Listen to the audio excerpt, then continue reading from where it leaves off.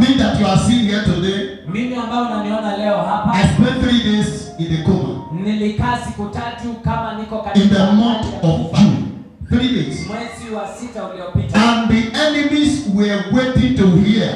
Na adui zake walikuwa that I am dead. Ya kwamba ameanga. Before I went in that coma, kabla hajaenda katika I told my wife, aliambia mke wake, don't call anybody from my family. Usipigie mtu yote katika familia. Because I am not dying now. Kwa sababu sikufi saa hizi. Am I communicating? Ninaongea na mke. I told her, don't call anybody from my family. Usipigie mtu yote because kwa sababu I am not dying now. Sababu sikufi saa I hizi. will not die now. Sitakufa saa hizi. The day after I came out of coma, baada ya kutoka hospitalini yeye, a young man coming from New York. Kuna kijana alimpigia simu. I prayed for him in Nigeria some years ago. Alimpigia simu akiwa Nigeria miaka. And he called me and he said, Daddy, na alimpigia simu akimwambia baba, please pray for me. Akamwambia tafadhali niombe. On the hospital bed.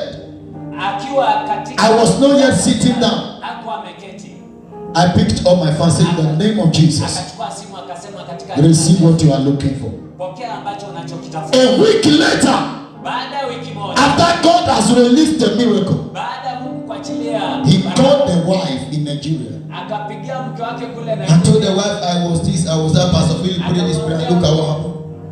And the wife laughed na mke wake and said, Pastor Philip is in between life. Akamwambia Pastor Philip yuko katika hali ya uhai na kufa katika kitanda. And he said that cannot be true. Akasema hiyo haiwezekani. I called him so and so day. Nilimpigia siku fulani. And the wife said that was a day. Hiyo ilikuwa ni siku. He came out of coma. Ametoka katika a day he was able to speak. The first thing he started doing was to start ministry to people. Alianza huduma kwa watu. From the rising of the sun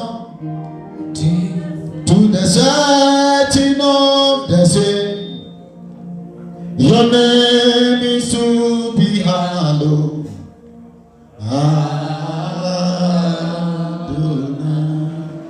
Listen.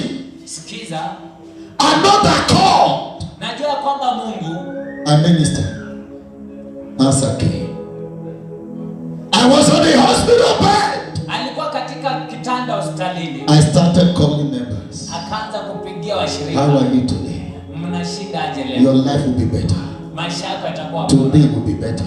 Ya kesho yako yatakuwa bora. And I told God. Na akaambia Mungu. If loving you is the last thing I will do before I die. Kama kukupenda itakuwa I will forever love you. Nitakupenda because you first loved me. Kwa sababu ulinipenda kwanza. That was how God by himself. Hivyo ndio Mungu kwa yeye mwenyewe. Step in. Akaingia katika. By the time the miracle was done. Na wakati miujiza ilifanyika. The doctor that attended to me is a white man. Alimhudumia ni mzungu. An Indian. Ambaye anatoka. And he said, akamwambia, we have never seen a case like yours. Hatujaiona jambo kama lako. He said he have been on this practice for long. Amekuwa kama daktari kwa muda mrefu. We have never seen your kind of case. Sijaiona mgonjwa kama wewe. That any man survive. Ambaye mtu yote anapona. Say nobody has ever survived. Hakuna mtu ashaipona hiyo ugonjwa. That's why we have to watch him. Ndio sababu lazima They will watch you to see how I will die. Tutaangalia jinsi but the love of God. Lakini upendo wa Mungu. The grace of God. Amen. The mercy of God. Amen. My heart for God. My passion for God. Raised me back to life. Am I speaking to somebody? These are the way you can activate grace. Am I speaking to somebody? This church is still where it is today. Because only few people here love God. And those of them that love God, they are struggling. The love is not full. Should I do it?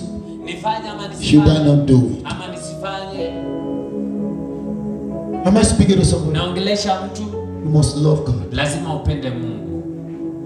After I finished from the hospital, the day I was to be discharged, they paid the pharmacist. They paid the pharmacist. Yule daktari wa madawa. He left the drugs that the doctor wrote. akaachana na madawa ambayo daktari and gave me another drugs. na akamwandikia dawa zingine. And as I started taking the drugs, Na alipoanza kumeza dawa I hayo, returned back to coma.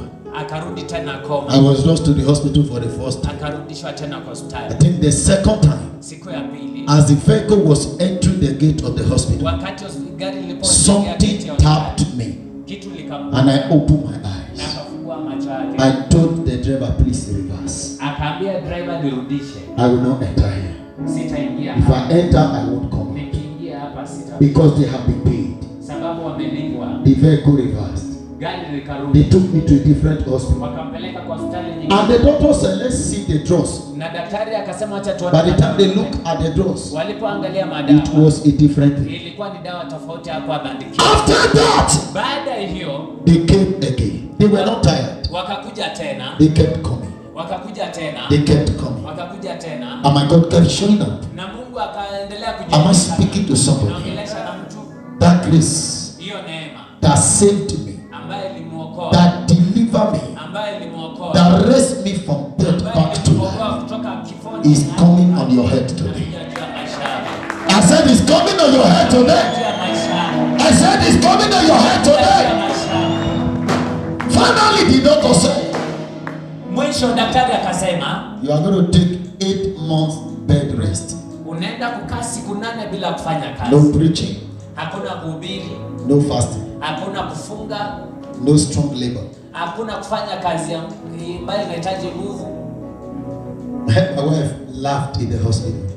Jinsi mke wake alipocheka hospitalini, They were speaking to this dead man. akaambia daktari, unaongelesha huyu He's dead, we can't listen to that. hata sikia hiyo. A month interval. A month interval. I started preaching. Akaanza kuhubiri.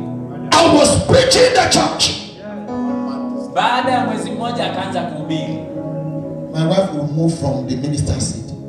Mke wake angetoka kutoka She mahali will go to kiongozi the amekaa, angeenda kule nyuma. Remember what the doctor said? Anamwambia kumbuka ambayo daktari alisema usihubiri. Bado unapumzika. The fallings take care by force. I would have been among the dead today. Angekuwa miongoni waliokufa The leo. grace of God. Lakini neema ya Mungu